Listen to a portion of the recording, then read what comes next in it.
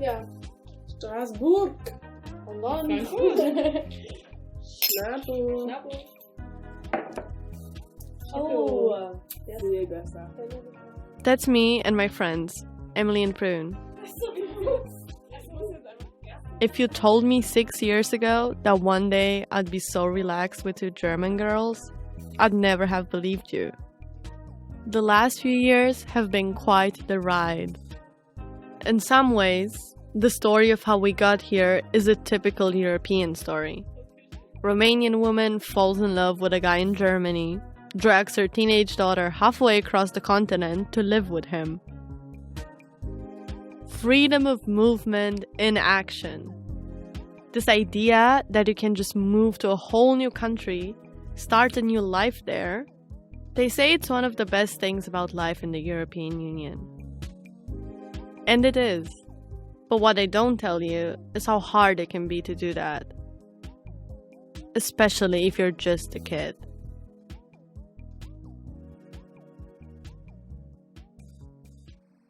My mom and I moved from Romania to Germany in 2015, just as a huge wave of refugees were arriving there.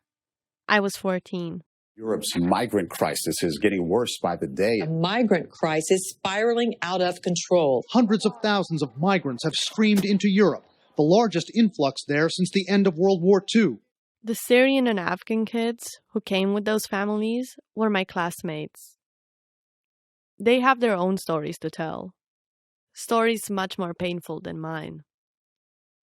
My mom and me, we're part of a different mass movement of people. Just 2 out of the millions of Romanians who've moved their lives west. I come from a peaceful country. I've never known a war. In many ways, my migration story is nothing like the refugee kids who arrived in Germany. But that doesn't mean it's been easy for me to fit in here. I'm from Piatra Neamț, a small town in eastern Romania surrounded by mountains. But my mom was always restless.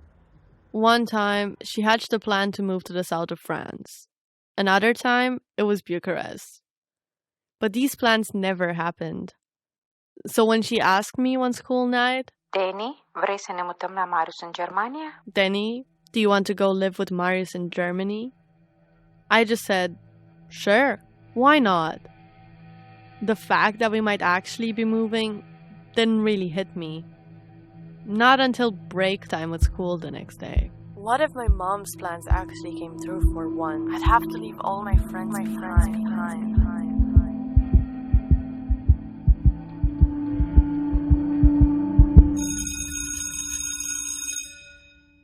Mom had been dating Marius for nearly 3 years. He was her hairdresser's cousin. He's not a supermodel, the hairdresser told her, but he's what you need at this time in your life. Marius is Romanian, but he'd moved to Germany right after the fall of communism to start a new life. My mom started dating him when I was 11. She was just out of a long relationship with a guy I really liked, so I didn't really feel like getting attached to the new guy. He might not last very long. And he wasn't as funny. But Marius tried really hard to get me to like him. We'd visit him in Germany, and he'd really spoil me. He'd get me the best sweets, took me to amusement parks. Every time we went, I would imagine, what if I actually lived here? But now that we were moving, it felt like a terrible mistake. A friend gave me a big poster as a gift, with Auf Wiedersehen written on it in big, colorful letters. I left Romania with a hole in my heart, angry at everyone.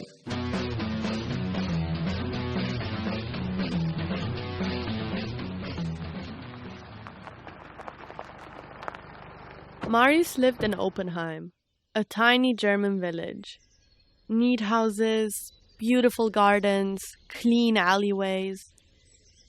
About 7,000 people lived there, most of them rich and old. I kind of liked Oppenheim when we visited, but now that we had actually moved there, I was hit by a crushing realization. Oppenheim was boring. One high school, 2 supermarkets, a bookshop, and a few cafes. Not much for a 14-year-old to get excited about. And it didn't seem like Oppenheim was too keen on us either. One day, my mom and I were in front of the supermarket, talking loudly in Romanian. And the German lady turned around and looked at us like we were the dirtiest people on earth. I'll never forget the look on her face. Don't speak Romanian. This clearly bothers people. Don't talk too loud. Be normal. Don't attract too much attention. That moment stayed with me throughout my teens. I had become ashamed of using my own language in public. This was our first year in Germany, 2015. Thousands every day at the main train station in Munich, often greeted by applauding locals or welcoming volunteers. It's no wonder that Germany is the preferred destination for so many refugees. Most of the refugees were arriving in southern Germany, just like us. If we felt cut off from German society, I can't even imagine how they felt. The refugees lived in a separate neighborhood from the Germans. Lots of them weren't working yet because they just arrived. As for the kids, they got put in a separate class designed to teach them how to integrate. And, to my surprise, I got put in this class as well. It was called the Willkommensklasse, the welcome class. My German was pretty non-existent when we first moved there, so for the school authorities, this seemed like the obvious place to put me. Looking back, I can't help but wonder if the same thing would have happened to a French or a British child with the same kind of background as me. Would they have been put in the welcome class? Unde, într-adevăr, comunitatea era închisă, erau majoritatea. I sat down with my mom after all these years to talk about how these moments changed us. Pentru cei de la școală, chiar pentru profesorii tăi, își puneau întrebarea dacă țara din care vii este o țară sigură. She's telling me how, back then, my teacher told her she was worried that I came from some kind of unsafe country. I'm still not sure if she was confused and thought I was a refugee, or if she genuinely thought Romania was unsafe. Either way, it bothered me. And it bothered my mom too. Cât de șocant. Da, așa este. The German kids studied in normal buildings. But we, immigrants and refugees, were put in an industrial container outside the school. It felt like they wanted to keep us hidden. The German students also seemed to avoid us as much as possible. We would see each other from across this huge courtyard that separated us. We had separate timetables in the canteen. The only time we saw each other was at break. And let me tell you, we really felt those intense stares from the German kids. Maybe they were just curious, but I felt like I was walking around with a big X on my back. A target for their scorn. I always felt like I had to explain myself to the German kids. And I didn't want to be pitied. I wanted to shout, "I'm not here because my parents want to steal your parents' jobs." It didn't really seem like the school knew what to do with us. What to teach us, how to categorize us. Kids of all ages were mixed together.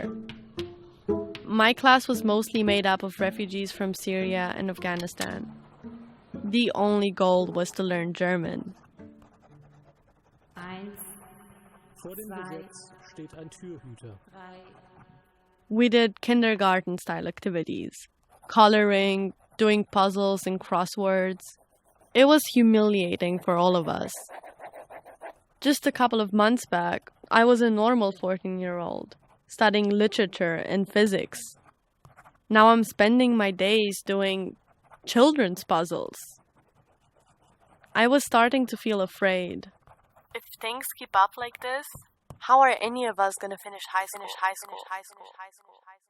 I filled the hours after school with long video calls to my friends in Romania and with music from back home. Songs that now felt nostalgic. Trece sat după sat, trece lacul înghețat, trece munți, trece dealul și mirește prin pat. My mother would find me on the couch, staring blankly at a wall. She worried. Why aren't you doing anything? Why don't you pick up a German book and learn some more? Do you think you can sulk like that forever? She told me off a lot, but the arguments would go nowhere. I didn't give up on returning home. She didn't give up on me settling here. Eventually, we just stopped talking about it.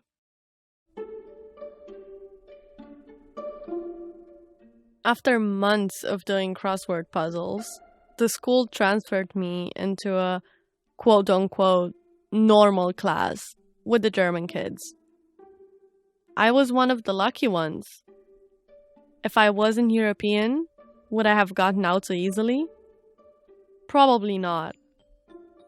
But I was so relieved. I was sick of feeling like I was in kindergarten. But my German still wasn't great, and I didn't really get on with the rest of the class.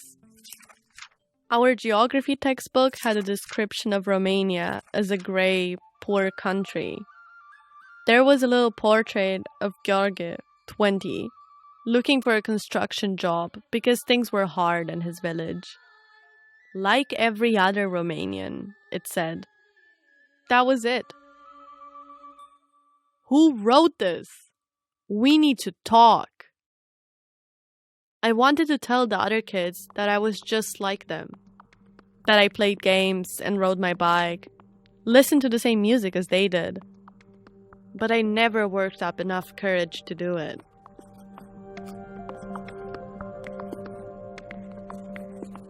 During that time, I left tear-soaked letters under my mom's bedroom door almost every night. I begged her to let me move back to Romania and live with my grandparents.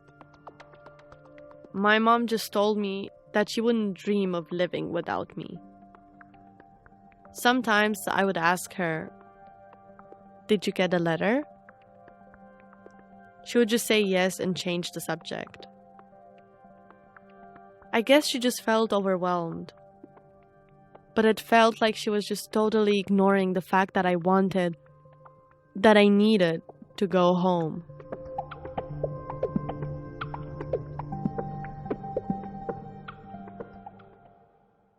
The truth is that both Mom and Marius knew how unhappy I was, and it hurt them to see it. They came up with a pretty radical new plan. We were all going to move to Berlin. I could go to a high school where they spoke English as well as German. It was their last desperate attempt to convince me to stay. Marius was willing to give up his whole life in Oppenheim and move north, just to make it better for me. We moved to East Berlin, which smelled like a mixture of pee and weed.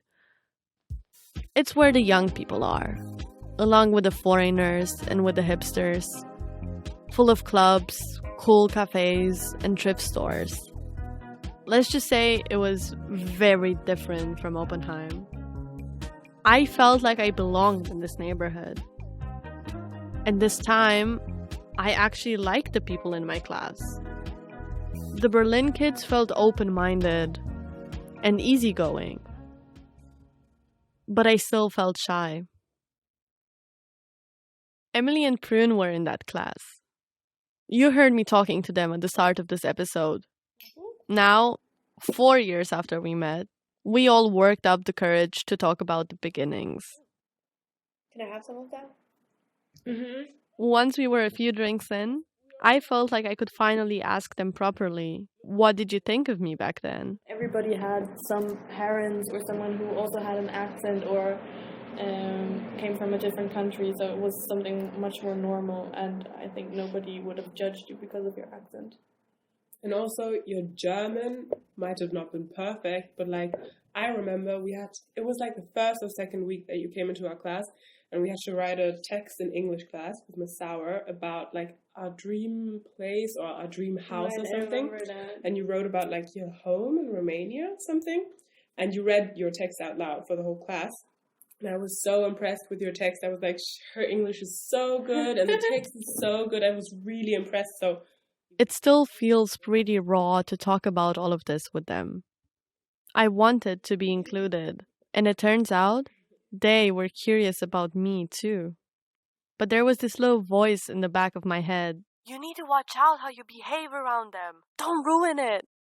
That lady at the supermarket, who had looked so disgusted when she heard me speaking Romanian, her face swam up in my mind every time I tried to talk to my classmates.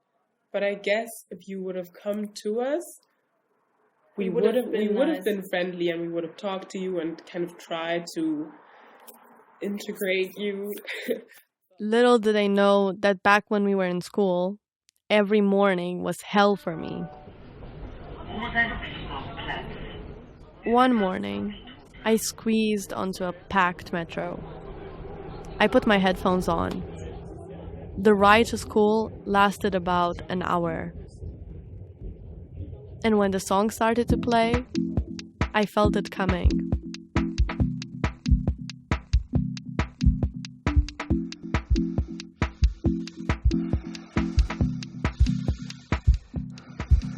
Just these two words, and I can truly sound German. Guten Morgen. Guten Morgen. Now with a Romanian accent. Guten Morgen. Guten Morgen. Guten Morgen. Guten Morgen. Guten Morgen. Guten Morgen. Guten Morgen. Guten Morgen.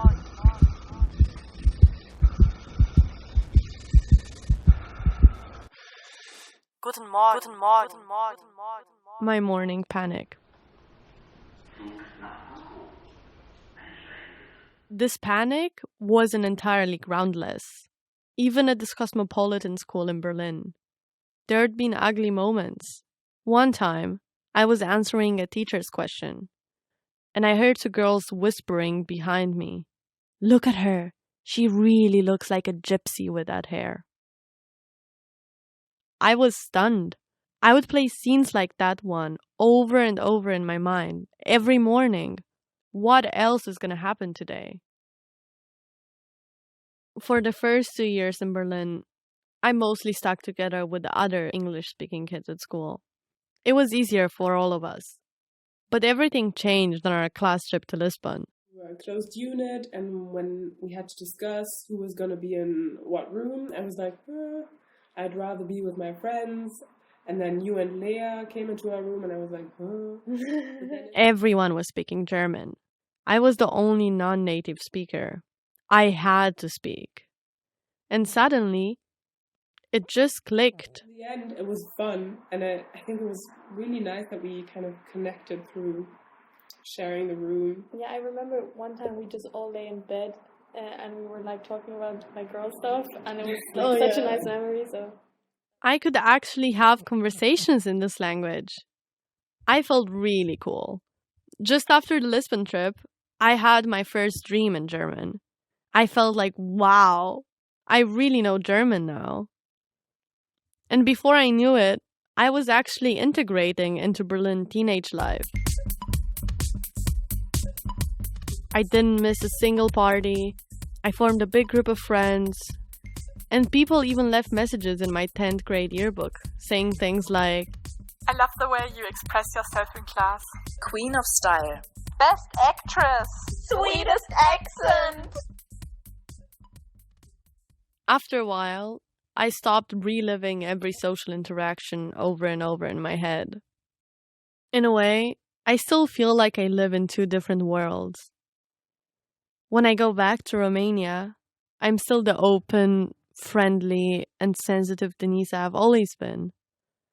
In Berlin, I'm more careful, I'm still afraid people will see just how vulnerable I really am. Încet, încet, repet și spun că te-ai acomodat și aici, ți-ai găsit prieteni și când ți-ai găsit și când ai început să mergi la distracții, deja au intervenit alte probleme. My mom's telling me how happy she was to see me finding my place here, making friends. But she says she's found new worries to replace the old ones. About me being in a big city, going out with new people who don't share our culture or her rules. Nu știu dacă aș putea recomanda cuiva să facă acest pas. Would my mom do it again? Uproot her kid and move? She's not sure she'd recommend it. The freedom of movement that we have in the European Union is a dream, a privilege. But it's not the same for all Europeans. We're not all called expats, are we now? Every teenager feels a need to belong. But well, mine is intense. I still get upset when people make fun of my accent in German. There's times I wish I could teleport back to Romania. But I also feel like these experiences have made me stronger. Ești un copil foarte sensibil care a fost destul de rănit. My mom knows this best. She's saying that she knows I'm sensitive, but I'm also resilient. She's glad I found my place in this crazy world of Berlin teenagers. And she told me she loves who her child turned out to be. It was hard at first to think of Berlin as home. Sometimes I still feel like my family are intruders. These days, I'm trying to accept that I belong somewhere that I'm not from.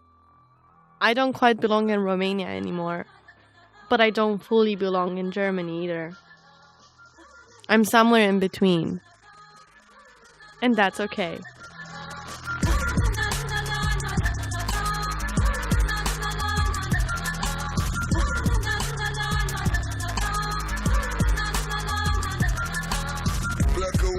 La bada bine tai casa dea. Nici o șansă să auzi vreodată de la noi manea.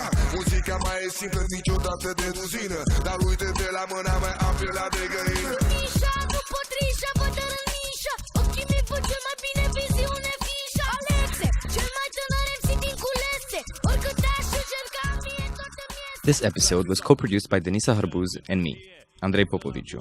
Sound design came from me and Katz Laszlo. Invaluable editorial support came from Katz Laszlo, Katy, Dominic Kraemer, and Priyanka Shankar. This episode was a joint production between the Europeans and Our Europe, supported by Allianz Kulturstiftung.